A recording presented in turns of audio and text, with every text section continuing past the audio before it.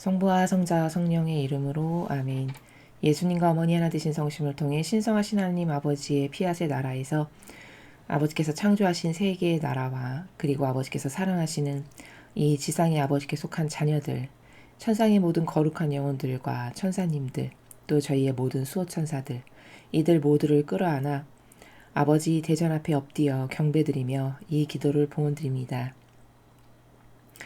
사랑할 아버지, 예수님과 성모님의 정신과 가르침과 모범만이 옳다는 것을 저희가 확신하며 또 그 정신과 가르침과 모범이 저희들의 사고방식의 근간과 기저가 되기를 늘 갈망하오니 인간적인 모든 것을 뽑아 아버지 대전 앞에 봉헌드리오니 이 모든 것은 불살라 주시고 아버지가 가르쳐 주시는 창세기를 통한 다스림의 질서와 그리고 두 분의 사고방식과 정신과 가르침 그 모범이 저희들의 속성이 되게 하시고 근원이 되게 하시옵소서. 그 은총으로 매일 매순간 새롭게 태어날 수 있도록 축복하여 주시옵소서. 이 모든 기도 우리 주 예수 그리스도의 이름으로 기도드리나이다. 아멘. 성부와 성자와 성령의 이름으로 아멘. 안녕하십니까. 하나님의 뜻 성교의 피아스녀입니다. 오늘은 이제 창세기 25장의 내용을 여러분들과 함께 학습해 보도록 하겠습니다. 창세기 25장. 크투라에게서 얻은 아브라함의 후손. 아브라함이 죽다. 이스마엘의 후손. 에사우와 야곱이 태어나다. 에사우가 장자의 상속권을 팔다.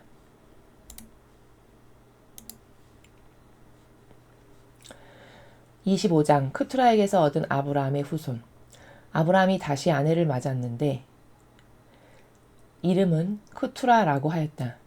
그는 아브라함에게 지므란, 욕산, 무단, 미디안, 이스박, 수아를 낳아주었다. 욕산은 세바와 드단을 낳았다. 드단의 자식들에게서 아수르족, 르투스족, 르음족이 퍼졌다. 미디안의 아들들은 에바, 에벨, 한옥, 아비다, 엘다하였다. 이들이 모두 크투라의 후손들이다. 아브라함은 자기 재산을 모두 이삭에게 물려주었다. 아브라함은 소실들에게서 난 자식들에게도 살림 미천을 골고루 나누어 주었다. 그리고 그는 죽기 전에 그 자식들을 아들 이삭에게서 떼어 해 뜨는 동쪽으로 보내버렸다. 아브라함이 죽다. 아브라함은 175년을 살았다. 아브라함은 100발이 되도록 천수를 누리다가 세상을 떠났다. 아들 이삭과 이스마엘이 그를 막벨라 동굴에 안장하였다. 그 동굴은 햇사람 수알의 아들 에브론의 밭에 있었는데 이 밭은 마물의 동쪽에 있었다. 아브라함은 헷 사람들에게서 사들인 이 밭에 아내 사라를 안장했었는데 이제 자신이 그 옆에 눕게 된 것이다. 아브라함이 죽은 뒤에 하나님께서는 그의 아들 이삭에게 복을 내리셨다. 이삭은 라하이로이 우물이 있는 곳에 머물러 살았다. 이스마엘의 후손 사라의 몸종 이집트 여자 하갈이 아브라함에게 낳아준 아들 이스마엘의 후손은 아래와 같다. 이스마엘의 아들들의 이름을 태어난 차례를 따라 적으면 아래와 같다. 맏아들 느바옅, 그 아래로 케달, 아드부엘, 밉삼, 미스마, 두마, 마사, 하닷, 데마, 여툴, 나비스, 케드마. 이것이 이스마엘의 아들들의 이름이다. 이것은 그들이 모여 사는 천막촌의 이름이요 12부족의 대표 이름이기도 하다. 이스마엘은 137년을 살고 세상을 떠났다. 이스마엘 사람들은 하일라에서 수루에 이르는 지방에 퍼져 살았다. 수루는 이집트 동쪽 아시리아로 가는 도중에 있다. 이렇게 그들은 모든 고륙의 형제들과 맞서 자리를 잡았다. 에사와 야곱이 태어나다. 아브라함의 아들 이삭의 역사는 아래와 같다. 아브라함의 혈통을 이어 이삭이 태어났는데 이삭이 리브가를 아내로 맞을 때 그의 나이는 40세였다. 리브가는 밧단 아람에 사는 아람 사람 부두엘의 딸로서 아람 사람 라반의 누이였다. 리브가가 아기를 낳지 못하였으므로 이삭은 야훼께 아기를 갖게 해달라고 빌었다. 주님께서 그의 기도를 들어주시어 아내 리브가가 임신하였는데 뱃속에 든 두 아이가 서로 싸우므로 리브가는 이렇게 괴로워서야 어디 살겠는가 하면서 주님께 까닭을 물으러 나갔다. 주님께서 리브가에게 말씀하셨다. 너의 태에는 두 민족이 들어있다. 태에서 나오기도 전에 두 부족으로 갈라졌는데 한 부족이 다른 부족을 억누를 것이다. 형이 동생을 섬기게 될 것이다. 다리 차서 몸을 풀고 보니 쌍둥이였다. 선둥이는 살결이 붉은 데다가 온몸이 털투성이었다. 그래서 이름을 에사우라 하였다. 후둥이는 에사우의 발꿈치를 잡고 나왔다. 그래서 그의 이름을 야곱이라 했다. 리브가가 그들을 낳은 것은 이삭이 60세 되던 해였다. 두 아들이 자라나 에사우는 날쌘 사냥꾼이 되어 들에서 살고 야곱은 성질이 차분하여 천막에 머물러 살았다. 이삭은 에사우가 사냥해 오는 고기에 맛을 들여 에사우를 더 사랑하였고 리브가는 야곱을 더 사랑하였다. 에사우가 장자의 상속권을 팔다. 하루는 에사우가 허기져 들에서 돌아와 보니 야곱이 죽을 끓이고 있었다. 에사우가 야곱에게 배고파 죽겠다. 그 붉은 족 좀 먹자 하였다. 그의 이름을 에돔이라고도 부르는 데는 이런 사연이 있다. 야곱이 형에게 당장 상속권을 팔라고 제안하자 에사우는 배고파 죽을 지경인데 상속권 따위가 무슨 소용이 있느냐고 했다. 그러나 야곱은 먼저 맹세부터 하라고 다그쳐 요구하였다. 에사우는 맹세하고 장자의 상속권을 야곱에게 팔아넘겼다. 그리고 에사우는 야곱에게서 떡과 불콩죽을 받아 먹은 후에 일어나 나갔다. 이렇게 에사우는 자기의 상속권을 대수롭지 않게 여겼다. 주님의 말씀입니다. 하느님 감사합니다.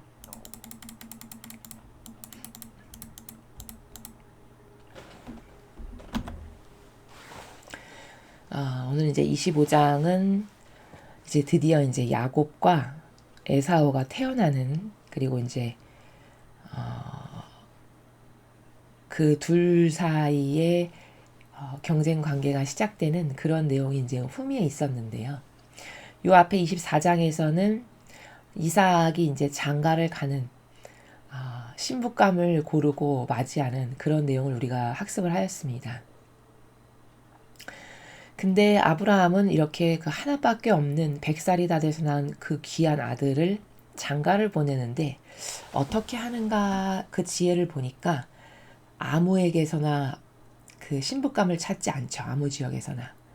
그 자기가 지금 살고 있는 그 가나안 땅에서 나는 절대 구하지 않고 차라리 내 고륙이 있는 그곳으로 가서 거기서 신부감을 찾아오게 해라 해서 이렇게 종을 하나 파견을 하죠. 그럼 우리가 아브라함이 이렇게 어떤 지역까지 기피하고 자기의 고륙 가운데에서 며느리 될 그 여인을 찾으라고 한 이유가 뭘까? 우리가 이런 걸 학습을 했었죠. 그것은 이 고대 사람들의 특징이 하느님과의 어떤 긴밀한 관계성 가운데 살다 보니까 영적인 것이 어떤 게 중요하고 어떤 걸 조심해야 되는지를 지혜로 슬기로 깨닫게 하시는 거죠. 아버지께서. 그러다 보니 사람을 볼 때 가장 중요하게 보는 첫 번째 조건이 뭐냐? 저 사람이 데리고 있는 영의 속성, 그게 선 쪽이냐 악 쪽이냐, 그 태생의 근원이 선에 속한 거냐 악에 속한 거냐를 굉장히 중요시한다는 걸 알 수 있습니다. 그래서 가나안에게서 하지 않게 한 거는 그 가나안의 시조를 거슬러 계속 올라가다 보면 그게 그 노아가 아들 셋이 있었는데 두 번째 아들 셈, 함, 야벳 이렇게 있었죠. 근데 그 함이 아버지가 술에 취해서 이렇게 누워 있을 때 그 벗은 몸을 보고 밖에 나가서 떠벌리고 했던, 그래서 노아로부터 저주를 받았던 그 아들이죠. 그 아들의 후손이 가나안 민족이 됐거든요. 그러면 그거는 영적 기운이 벌써 나쁜 거죠. 하느님께 속하지 않은 세력이죠. 그러니까 그거를 알고 아브라함이 자기 하나밖에 없는 아들 이삭에게 그 부정의 기운이 끼치지 못하게끔 하려고 특별히 그 지역은 배제하고 차라리 자기 고륙 가운데에서, 그거는 같은 세력이고, 그쵸? 하느님을 경외하고 흠숭하는 같은 세력이고 선의 세력인 거기 가서 신부감을 고르게 하는 이런 신중함과 이런 지혜를 볼 수 있었습니다. 그럼 오늘날 자세히 보면 아무한테나 장가를 보내거나 시집을 가거나 하는 이런 것은 얼마나 잘못된 것인가. 그러니까 병든 기호나 정서나 감성이 맞는다고 해서 결혼을 하고 이런 것이 얼마나 위험한 일인가. 이런 걸 우리가 발견할 수 있어야 된다는 것이죠. 중요한 것은 하느님께 속한 가문의 영혼인가, 그렇지 않고 하느님께 속하지 않은 악의 세력에 속한 영혼인가, 이것을 보는 게 굉장히 중요하다. 우리가 이것을 반드시 알아야 하고요. 그 다음에 이제 종을 파견해서 거기 가서 이제 신부감을 찾는데 그 종을 유심히 봐야 될 필요가 있었죠. 그 종의 반향, 그 종의 슬기와 지혜, 그리고 그 종이 자기의 주인인 아브라함에게 얼마나 충직하고 한결같은가. 그리고 그 아브라함을 대변하기를 아브라함을 높이는, 우리 주인은 하느님께 이렇게 복받은 분으로서 그래서 하느님께서 많은 복을 내리셔가지고 이렇게 부유한 부자이십니다. 막 이렇게 자기 주인을 높일 줄 아는. 근데 그 자기 주인을 높인다는 그 유일성의 올바른 속성과 그 충직성, 그것을 하느님이 옳다, 훌륭하다, 좋다라고 보시는 것을 우리가 발견할 수 있었고, 그랬기 때문에 그 종도 아브라함에게 주신 축복을 나누어 받았음을 알 수 있었죠. 그래서 하는 모든 행위가 다 슬기와 지혜가 넘치고 굉장히 신중하고, 그리고 자기가 있어야 될 그 종이라고 하는 위치에 항상 그 자리에 그대로 있음으로써 늘 보기 좋게, 하나님 보시기에 좋게 일을 처리하는 이런 것을 보았습니다.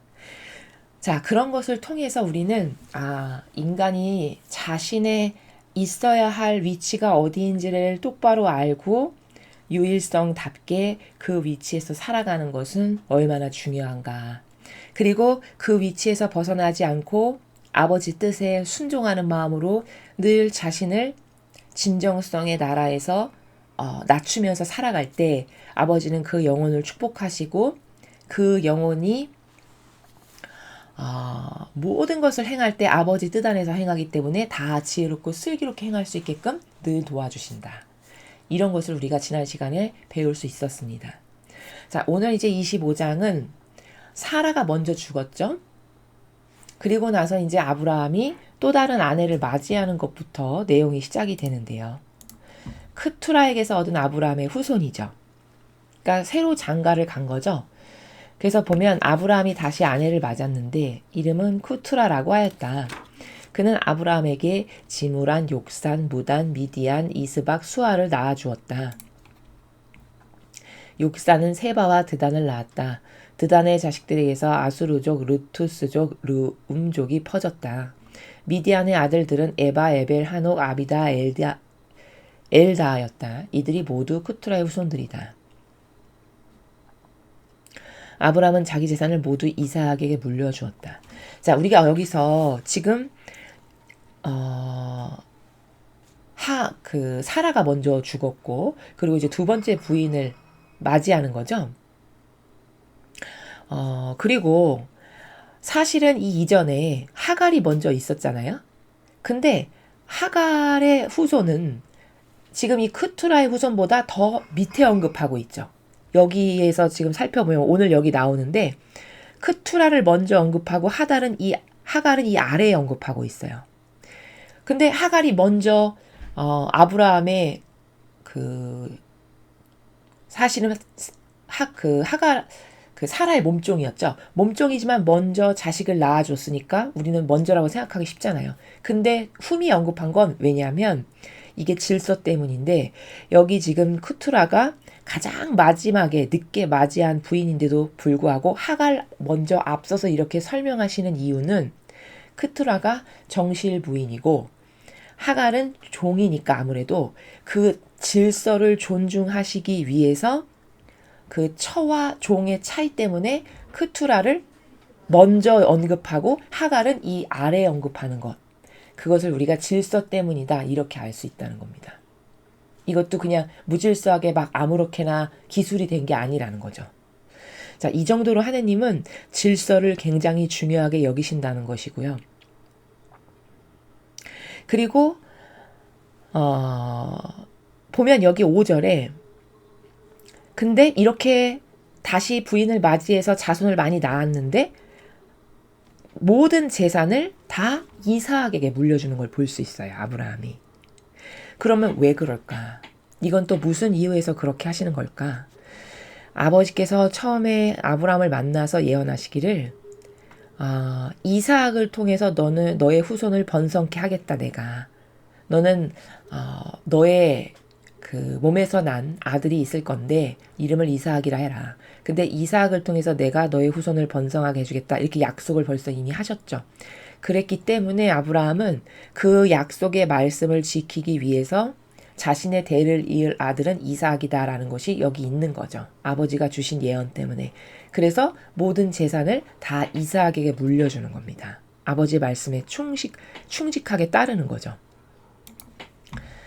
자, 그렇지만 그 소실들에게서 난 자식에게도 살림 미천을 골고루 나누어 주었다라고 이렇게 되어 있죠. 그냥 그들도 다 자기의 자식이니까. 그리고서는 여기 하나 또 갈목할 만한 게 뭐냐면 죽기 전에 그 소실들에게서 난 크투라에게서 난 자식들을 다 아들 이삭에게서 떼어내었어요. 그래가지고 따로 살게 합니다. 분리를 시켜요. 그래서 해 뜨는 동쪽으로 보내버립니다. 이건 왜 그럴까요? 이거는 갈등이 불거질 일을 미연에 방지하기 위해서예요. 인간이라는 존재는 이 시절에 이 사람들이 진리를 아는 것도 아니지 않습니까? 그렇죠? 그러면 그 인간의 본능이라는 것은 항상 그 자아가 발로 되기를 자기가 발돋움하기를 바라고 자기도 저 영혼하고 똑같이 존중받기를 바라고 이런 원하는 것이 있죠. 그럼 여기 자식도 이렇게 많은데 이렇게 많은 자식이 이삭하고 모여가지고 한꺼번에 살면 거기 분쟁이 당연히 있을 수밖에 없는 거죠. 그리고 자식이 이렇게 많으면 분쟁이 끊이지가 않겠죠. 그러니까 그런 것을 다 방지하려고 아브라함은 자기가 죽기 전에 정리를 딱딱 다 해주는데 모든 재산은 우선순위인 이삭에게 다 주고 그러나 얘네들도 소실들의 자식들도 나가서 다 자기 목숨을 연명하면서 살아야 되잖아요. 그러니까 그들에게도 각각 살림 미천을 골고루 그래도 나누어준 이런 질서 체계를 잡는 걸 볼 수 있고 그 다음에 자기가 죽기 전에 정리를 어떻게 하냐면 자기의 대를 이을 이삭하고 나머지 소실들에게서 난 자식들을 아예 분리시켜가지고 떼어놓는 따로따로 분리시키는 이런 것을 볼 수 있습니다.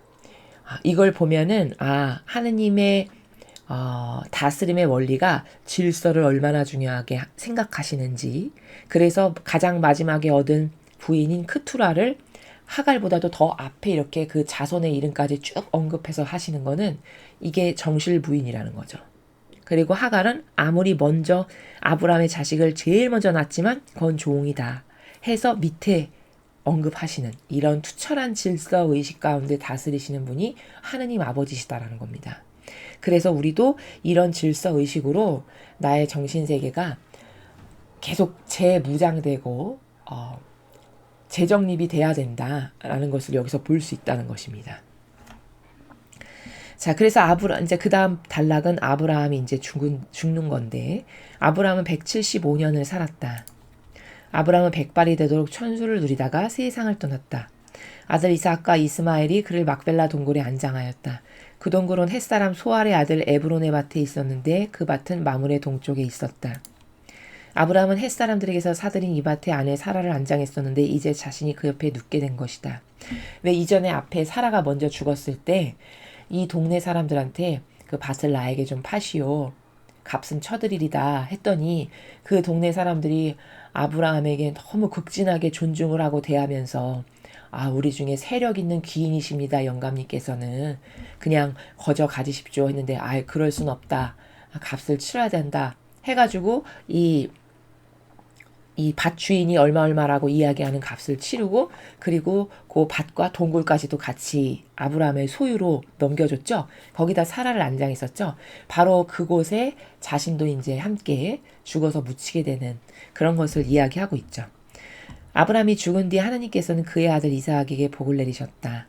이삭은 라이로이 우물이 있는 곳에 머물러 살았다. 자, 여기까지가 이제 아브라함이 이제 하나님이 주신 명을 다해서 죽음을 맞이하게 되는 내용입니다. 자, 그 다음에 이제 이스마엘의 후손. 자, 보세요. 이스마엘이 아까 크투라의 자손보다 더 뒤늦게 나오죠. 이건 질서 때문이다 라는 걸 알 수 있고요. 사라의 몸종 이집트 여자 하갈이 아브라함에게 낳아준 아들 이스마엘의 후손은 아래와 같다. 이스마엘의 아들들의 이름을 태어난 차례를 따라 적으면 아래와 같다. 맏아들 느바요, 그 아래로 케달, 아드부엘, 밉삼, 미스마, 두마, 마사, 하닷, 데마, 여툴, 나비스, 케드마. 이것이 이스마엘의 아들들의 이름이다. 이것은 그들이 모여 사는 천막촌의 이름이요 12부족의 대표 이름이기도 하다.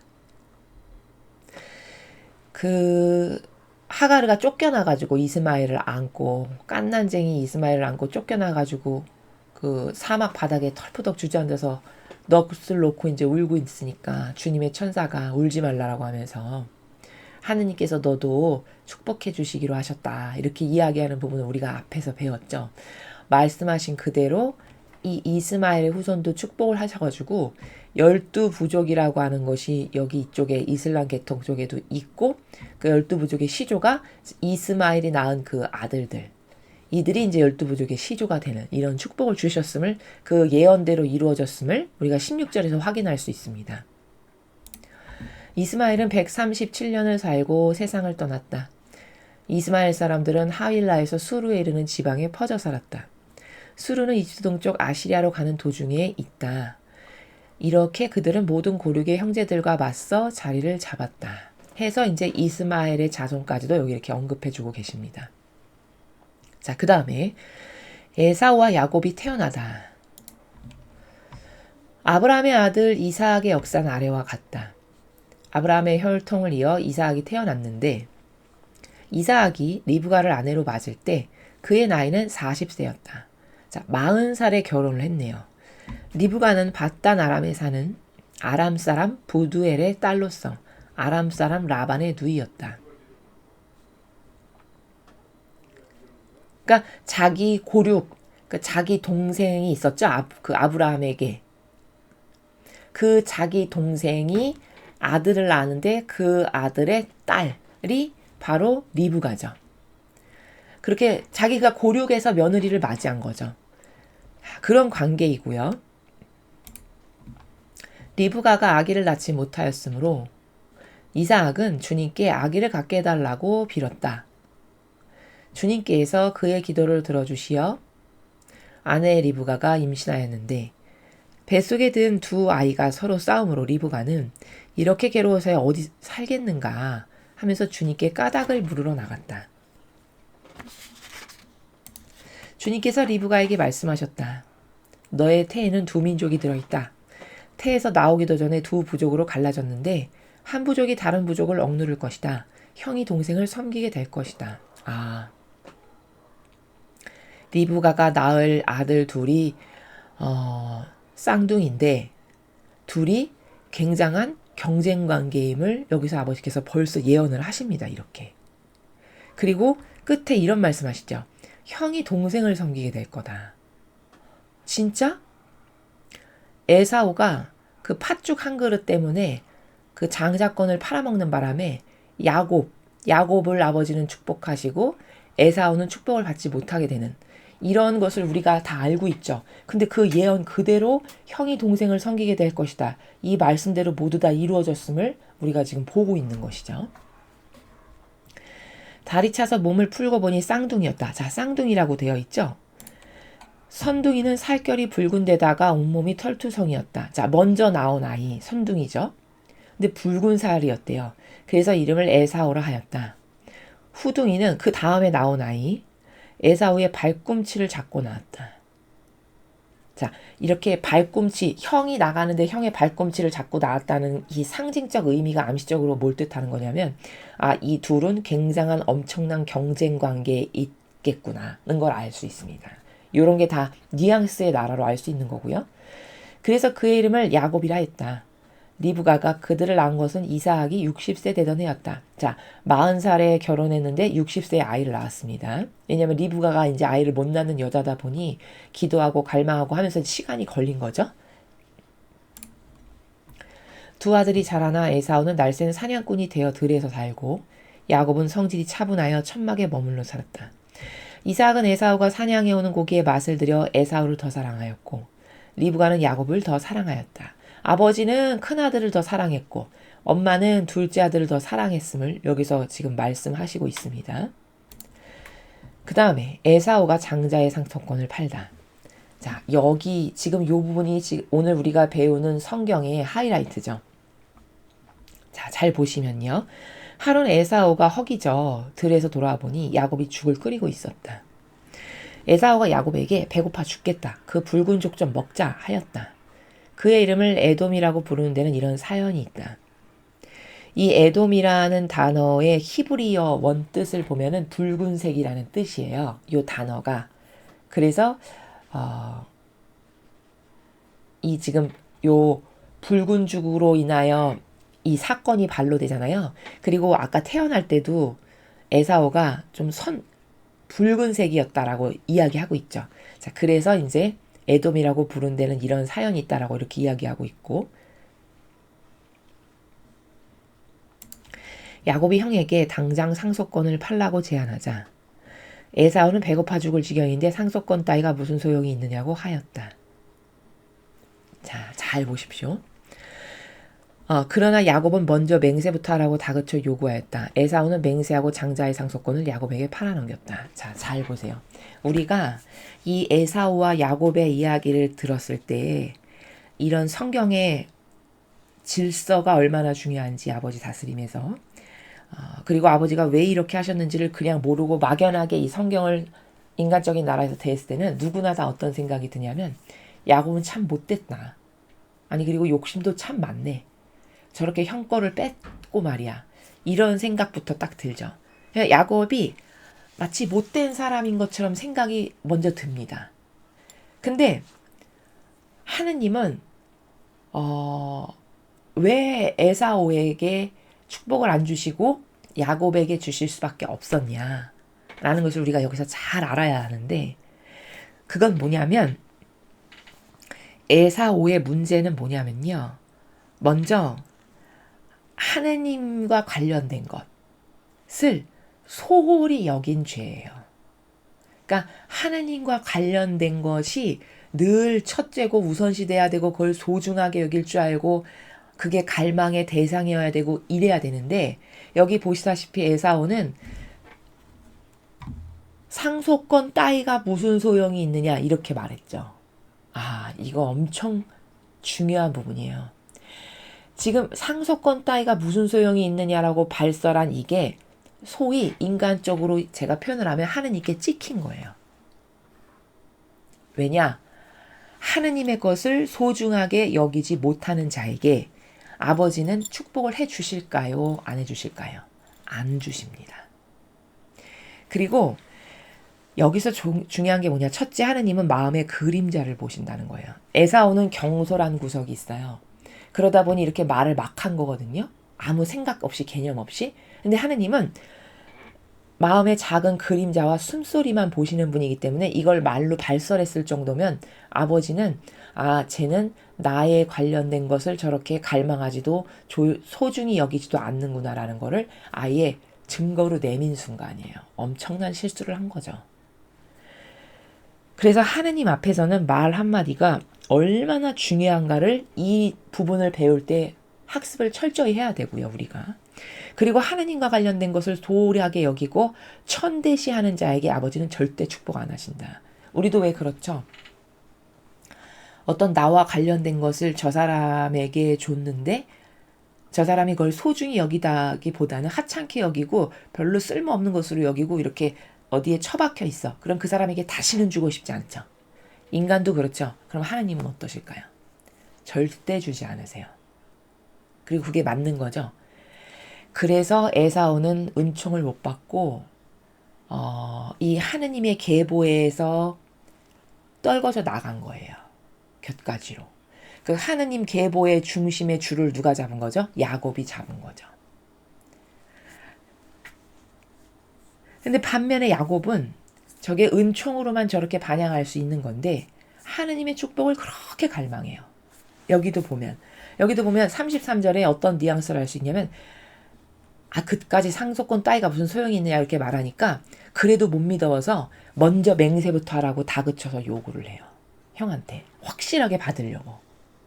이런 근성을 여기서 볼 수 있죠. 그럼 갈망이 굉장히 센 거죠. 야곱은. 근데 저 갈망이 잘못된 거냐? 하나님은 절대 잘못된 거라고 보지 않으세요. 저게 인간적이고 세상적인 것에 애착하고 집착하고 갈망하는 것이라면 잘못된 거겠죠. 근데 지금 이 야곱의 갈망은 순전히 하느님과 관련된 거거든요. 하느님께로부터 모든 걸 받고 싶다는 거예요. 잘못된 게 아니죠. 그렇죠? 오히려 저 갈망은 올바른 겁니다. 너무나도 하느님이 주시기에 합당해요. 왜냐면 그토록 원하니까. 그리고 그토록 원하는 사람은 그걸 소중히 여기겠죠. 그렇죠? 그리고 그 갈망의 크기가 굉장히 야곱은 크죠. 지금 이걸 보면. 그러니까 그 영혼에게 주시는 게 맞죠. 소중한 걸 소중하게 여길 줄 아는 사람, 그리고 하느님을 진정성으로 갈망하고 사랑할 줄 아는 영혼, 그 영혼에게 아버지는 주신다는 거예요. 그래서 야곱이 둘째인데도 불구하고 형에게 이어져 내려올 그 계보의 상속, 하느님과 관련된 상속을 이제 야곱이 받게 됩니다. 이해되시죠? 그래서 이 파트를 잘못 이해해서 야곱은 참 욕심도 많고 못됐어. 형 걸 뺏었어. 형 거 뺏은 게 아니라 본인이 내놓았어요. 여기. 그깟 장자권이 무슨 소용이 있느냐고. 그쵸? 설사 야곱이 이랬어도 에사우가 똑바로 된 하나님과 관련된 걸 소중히 여길 줄 알고 갈망이 있고 뭐든지 아버지와 관련된 것만을 원했던 사람이라면 설사 야곱이 이렇게 말했을지라도 어떻게 반응했을까요? 안 돼. 하느님과 관련된 것을 너에게 줄 순 없어. 이렇게 하겠죠. 나에게 목숨보다도 더 귀하고 소중한 거야. 이렇게 해야 됐겠죠. 에사우 입장에서. 근데 그런 반향이 전혀 없습니다. 그리고 여기서 에사우는 또 어떤 오해를 지금 가지고 있는 걸 알 수 있냐면 이 상속권이라는 게 보통 생각했을 때 세상적인 물질만을 어떤 상속권의 범주에 국한해서 생각한 거예요. 에사우는. 그러니까 이걸 중요성을 잘 미처 깨닫지 못한 거죠. 하느님과 관련됐기 때문에 일체와 모든 것에 관련된 나와 관련된 내 일체의 모든 것을 다 꿰뚫고 계시는 아버지가 주시는 축복이다. 이런 개념이 없고 그저 유물적이고 한시적인 세상의 어떤 돈, 그 돈으로부터 내려오는 상속, 재산권 이런 것만에 국한해서 생각한 그런 우를 범한 거죠. 여기서 에사우가. 그래서 그것을 별것 아닌 것으로 여긴 이런 안타까움이 지금 에사우에게 있는 거죠. 그러나 야곱은 정말 반향을 잘했다. 하느님 것을 너무나도 갈망했고 하느님으로부터 내려오는 축복을 그토록 원했고 그걸 소중히 여길 줄 알았고 그래서 아버지는 그 소중한 것을 소중하게 여길 줄 아는 아들에게 상속을 하시기로 결정하신 거다. 자, 이렇게 우리가 이 부분을 영적으로 올바르게 해석하고 이해하고 넘어가야 된다는 것이죠. 자, 그래서 팔아 넘겼어요. 그리고 에사우는 야곱에게서 떡과 불콩죽을 받아먹은 후에 일어나 나갔다. 이렇게 에사우는 자기의 상속권을 대수롭지 않게 여겼다. 이렇게 해서 이제 오늘 여기는 앞에는 다른 아브라함이 죽고 그 이전에 크투라를 아내로 맞이했고 그 다음에 아브라함이 죽었는데 죽기 전에 이삭에게 불미스러운 일이 없게 하기 위해서 다 정리할 걸 정리하고 질서를 똑바로 세우고 죽는 이런 것을 볼 수 있고 이제 오늘 이 절에서 25장에서 가장 중요한 건 이 후미에 야곱과 에사우가 태어났는데 갈망하는 자에게 하느님은 주시더라. 왜냐면 갈망한다는 거는 소중한 걸 소중하게 안다는 거예요. 가치를 올바르게 볼 줄 안다는 거거든요. 그러니까 그런 사람에게 줘야 그것을 잘 지켜나가고 보존할 수 있죠. 아버지 입장에서는. 그러니까 그 영혼에게 주기에 합당타 여기셔서 주시는 거예요. 이게 맞는 신적 질서라는 겁니다. 우리도 왜 세상에서도 어떤 예를 들어 내가 그 어떤 CEO다 기업에 근데 나에게 여러 아들이 있는데 내 기업을 누구에게 물려줄까 고민하지 않겠습니까? 내가 아버지면. 근데 물려주려고 이렇게 보니까 첫째는 정신 자세도 올바르지가 않고 기업을 어떻게 하면 내가 더 잘 읽어서 아버지보다 더 크게 번성하게 더 훌륭하게 잘 키울까 이런 걸 별로 관심이 없어. 그냥 내가 첫째니까 당연히 나한테 오는 거 아니야?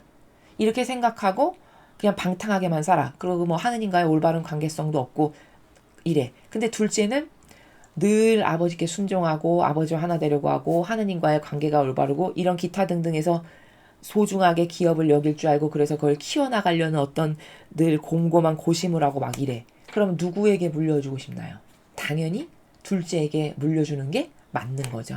하느님도 마찬가지라는 겁니다. 이건 전혀 이상한 것이 아니고 갈망하는 자에게 주어지는 것이 그게 곧 질서다. 그러니 나도 하느님의 것을 얼마나 올바르게 갈망하고 또 그것을 소중하게 여길 줄 알아야 되는 것인가. 우리에게 그런 어떤 인식의 개념이 올바르게 있는가. 이런 것을 오늘 25장의 내용을 통해서 우리 스스로가 점검해 보아야 하겠습니다. 이상으로 창세기 25장 해설 강의를 마치겠습니다. 감사합니다.